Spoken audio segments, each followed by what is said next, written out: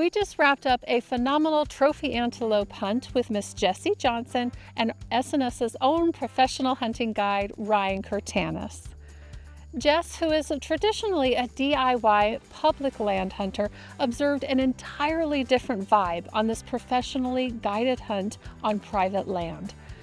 We wanted to share with you their recap and post-hunt conversation, along with footage from our days in the field together, and of course, ultimately, the results from the hunt itself. If you've been enjoying our content on the SNS Outfitter and Guide YouTube channel, make sure that you subscribe on that little button below. And now, without further ado, I'll let Jessie and Ryan take it away.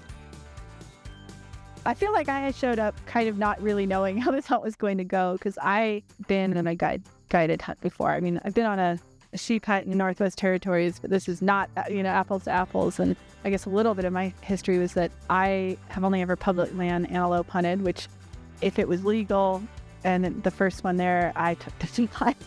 Yeah, Ryan really kind of had to lay me out on how this was going to work. I feel like that was most of the conversation our first day of the hunt, right? It was just talking about how this is different from a public land hunt, what we're kind of doing out here looking for the different bucks, and like Sai always tells us, we're shopping, right? Yeah. We kind of did go around and shop, and you look at all these different antelope, and that's when we kind of got our frame of reference for like what we were actually looking for and what we were doing out there. Never had the luxury to do that with antelope, and I felt like that first day we did a couple stalks. Like, we got in closer to like look at different goats and to get eyes on. We'd be sitting there like 150 yards, and I'd be standing there like, oh my god, that's a really nice. Part of the role of the guide, especially with people who are experienced hunters, is to put people through scenarios so that the ultimate scenario is successful. Yeah. So I think it was really valuable for us to go on those stalks and get close to those antelope. It gave me the opportunity to actually really get to know like some antelope behavior, like true behavior without influence of other humans on the landscape. And I found that really valuable. The antelope that we ended up getting, we'd seen the day before. I started recognizing these antelope just doing these big loops back to sort of their little niches in the landscape. You don't get that opportunity very often on public land in rifle season. What you're learning in rifle season in public land is how to hunt animals under the influence of human pressure. Right. Whereas here, I all of a sudden just got to see like antelope behavior, and that was actually really, really cool. I mean, part of this was that like day one, we just spent looking, and learning from me, learning how to take time and have patience on a hunt where you get to see a lot of fish. Yeah. I haven't had a ton of time looking at antelope and that's helped. Not very picky. I really like antelope meat. Right. I think when you're hunting antelope can be really tough, because unless you get that perfect look at them, sometimes you're just like, maybe you looked great, but it could be a little bit better here or there. Saying that, you kind of focused in on 2 antelope on this hunt that had a unique feature that you really liked. Yeah. With his Longhorn, which is the one you ended up shooting. And he said he really had tall horns from a long distance. And he had the sawtooth that kind of had a double cutter. Yeah. The distinguishing factor. But then you like looked at the antelope itself, and both of these were like big in body, and I mean, the antelope out here look so healthy. Yeah. They're sure about see just the side fat on that. Right. For sure. As that feeds into the narrative of like a hunt to someone who just loves antelope meat, like that was part of it. They could have had the biggest horns ever and then a skinny goat. Right. And I would have been out on chicken. All the antelope out here, great. They looked really healthy. Such a nice thing to see. Doing the stalks like you were talking about from the hunting position, you kind of get into this, like, it gets your brain in the right place. Like, going on a couple of stalks, even if it's just to get closer, to get a better view and, actually look at them a little, not just spotting scope, but closer. By the time I ended up getting behind the scope and gun, I've always had, like a shooting clumps that happens. Like, I feel like I'm rushed, but I have also never just been there like, it'll happen.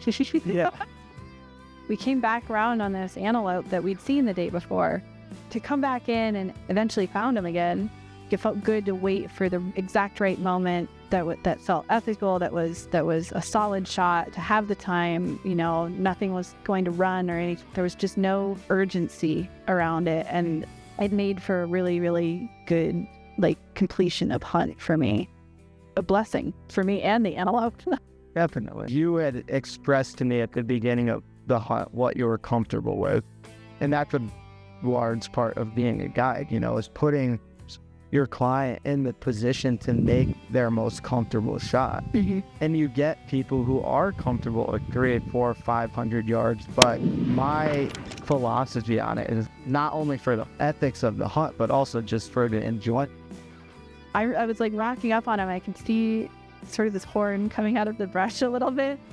And I just had that moment where I was like, I think this antelope is a little bigger than I thought he was. Put your finger on this horn. That is a nice one. Really beautiful. And he had this beautiful styled flank that was in the sun, and then the horn that you could see sort of glimmering in that, and walking up. The first thing is just relief, because he's dead, he's down, it was good. Everything that went the way it was supposed to. And then it's just kind of this, oh my gosh, this is an incredible creature. He's old. He had a Roman nose, which I don't see that on antelope very often. He had this big Roman nose and tall horn, and body was incredible condition. And to put your hands on something like that, and that unique and special, in that moment is just it's melancholy, and it's joy, and it's conflicted, and it's awe. It's all. Yeah, that's the thing at the end of a hunt for a guide. They're just so excited to see the excitement in someone else. Of course, we go on a lot of hunting trips. We guide people sometimes for months at a time, but that feeling of enjoying someone else's excitement is the best part. Yeah.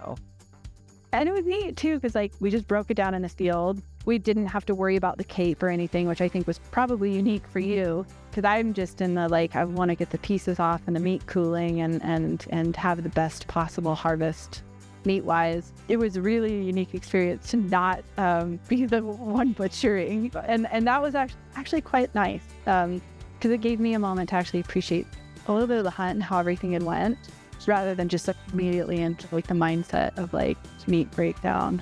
We definitely had a trophy antelope in terms of his meat. Yeah. Oh yeah, he was hitting too. Big antelope, just great shot placement, so there was very little, if any, meat wasting. As you can see, it was a very fun and successful few days out here. What a difference it makes to observe true antelope behavior on these wide open spaces and conduct a hunt without the pressure of other hunters influencing that herd behavior. I'd like to thank Jesse and Ryan for their time and for allowing me to tag along on this hunt. Until next time, I'm Heather with SNS Outfitter Guides, bringing you the very best of hunting in Wyoming and Montana.